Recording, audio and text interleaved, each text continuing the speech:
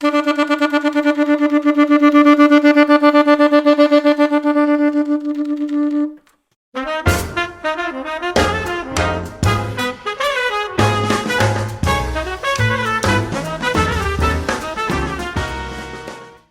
to the Saxophone Oracle. Today I want to talk a little bit about tonguing and give you a tonguing exercise that you can work on. So as saxophone players, tonguing is a really important part of our practice and our technique. Why? Because that's what we use to start the notes. In many styles of music, we use our tongue to start and stop the note. And of course, it marks the rhythm for us. So if we have the same note but a different rhythm, it's the tongue that marks those beats or off beats or what have you. Okay, great. So the important thing, I think, to realize about tonguing for saxophone is that we have a constant airstream, okay? So what the tongue does, basically, it's sitting in our mouth, but we keep blowing, the air never stops, the tongue simply comes up, touches the reed, and interrupts the airflow. Okay, so there's a few things when you're beginning to play saxophone that we have to get. I think the first thing is understanding that. Okay, that's important. So the air remains constant, the tongue comes up and interrupts the airflow briefly by touching the reed. Simple. But when we start playing saxophone, things start getting very complicated, things start getting very tense. So I think the first thing to get under control in terms of tonguing as a beginning saxophonist is a nice legato tongue. So the syllable, I think, when I'm tonguing is do, do, do, do, do. So we can all do that. We can all be really relaxed and say do, do, do, do, do. But for some reason, when we put the mouthpiece into our mouths with the saxophone in our hands, all havoc tends to break loose, right? So all of a sudden, we get really tense. Our shoulders come up, our necks get tense. A lot of beginners have a tendency to start and stop the air when they're tonguing. It's really difficult for a lot of beginners to just get the independent tongue movement from everything else. As soon as they start moving their tongue, the jaw moves. We start being like a chicken. Where I don't know, all kinds of things. So that's why I want you to be aware the airflow is constant. The tongue simply comes and interrupts the reed. So one thing that I think you should practice if you're just starting out is I'm going to blow. I'm going to have my lips slightly open. I don't know if you can see it, but I'm going to keep the air blowing, but I'm just going to put the tongue out between my lips to interrupt it, okay?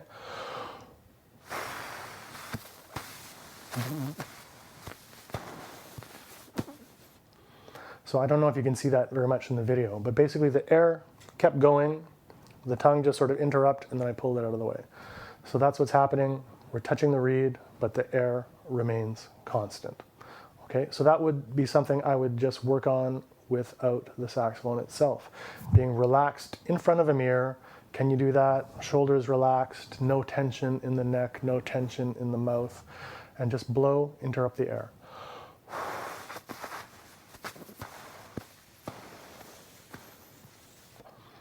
Okay, that's the whole principle. And so we're going to work on a legato tongue. Once that is comfortable, once we're comfortable without the instrument of just keeping a steady airstream and interrupting slightly the air with the tongue, the next thing we would do is introduce just your mouthpiece with the neck. So as soon as the mouthpiece gets involved, we start biting, we chomp, we start looking like chickens, we get tense. So we just want to get a nice, solid, well-supported airstream going, and then work on moving the tongue independently to interrupt it. A nice legato do, do, do. Again, this is something I would do in front of the mirror. You may want to have your hand on your neck or something like that to feel if you're doing any extraneous movements or if you're getting any tension or anything like that. Because basically we want it to be free, let the air move the reed, and then just slightly interrupt it. So in front of the mirror, straight on, sideways as well.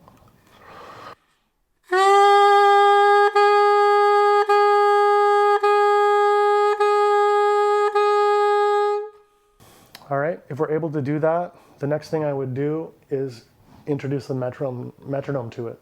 So I'm going to put it at 60 BPM and work on doing it at slightly different tempos, just tonguing every beat that the metronome clicks. Okay, so we're getting some control happening now.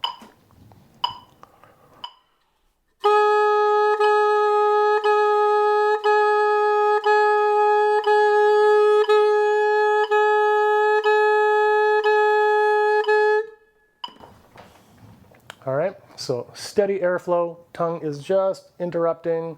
The tongue is moving independently from everything else, your throat, your shoulders, your lips. Just a nice, even, consistent sound, marking everything that every click of the metronome. We can do it faster, we can do it slower. So that's the basics, those are the most important things. Always remember, steady airflow, the tongue moves independently and just briefly interrupts by touching the reed. Obviously, there's a lot of things we can talk about when it comes to tonguing. We have short notes, we have accented notes, we have ghost tonguing. I've heard of this thing called bebop tonguing, where it's like a half tongue. There's lots of things we can do. But when we're starting out, it's just what's important is remember zero tension, constant airflow. Tongue moves independently and slightly interrupts. Okay, so we do it without the instrument at all. We do it with the neck and the mouthpiece. And now we're going to add the horn. So one note at a time.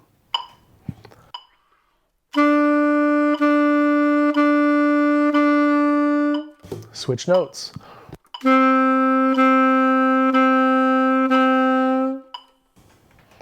Remember, zero tension, so we can do an entire major scale that way.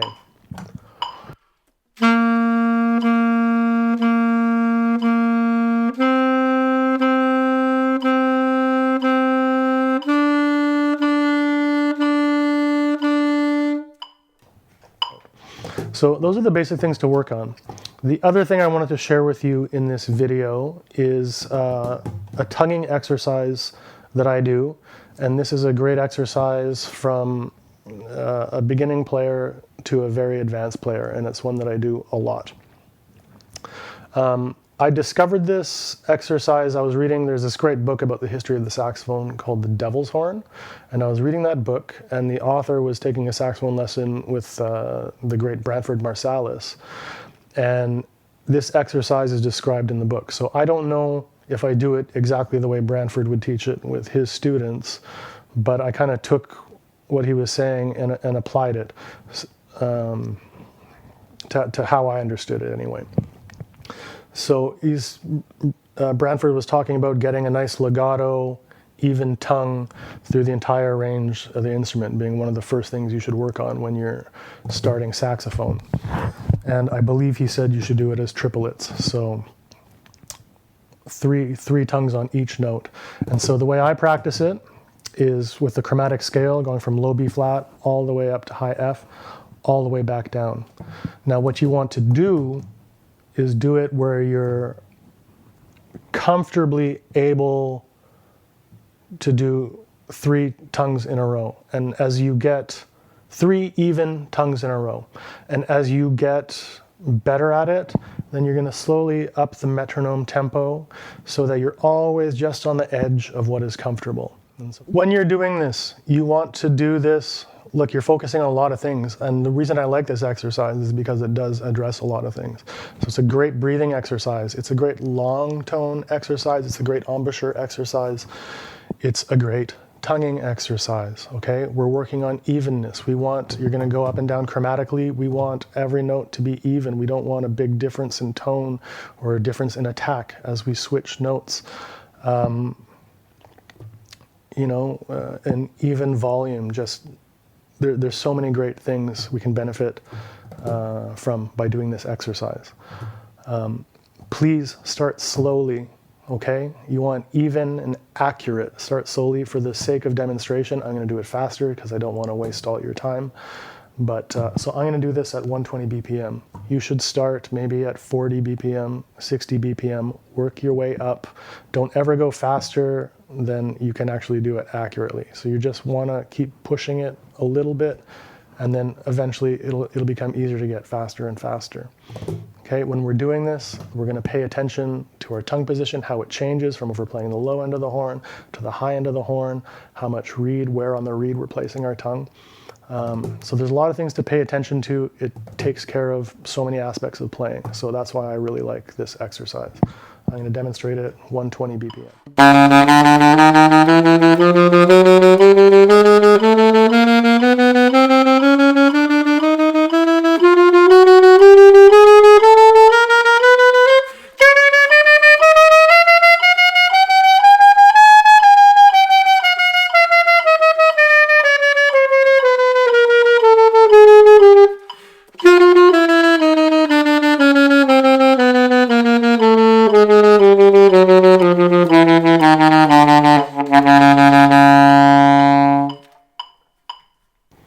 All right, so there are some hiccups in there, but you get the idea.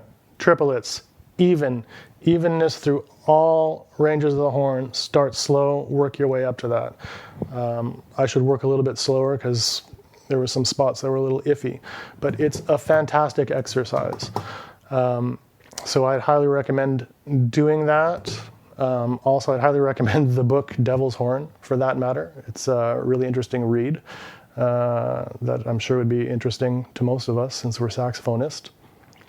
And that's about it. I am the Saxophone Oracle, and that's what I wanted to share with you about tonguing today. So I hope you found the information useful and helpful. Please remember to like, share, and subscribe. Tell a friend. Of course, as always, I'm going to make the PDF of the exercise I shared with you available for free download on my website, so feel free to stop by and grab that. If you have any questions or comments, please leave them below or send me an email. Anything saxophone related or jazz, improvisation, etc. I would love to address it in a further video. So happy practicing. That's all for now. Bye.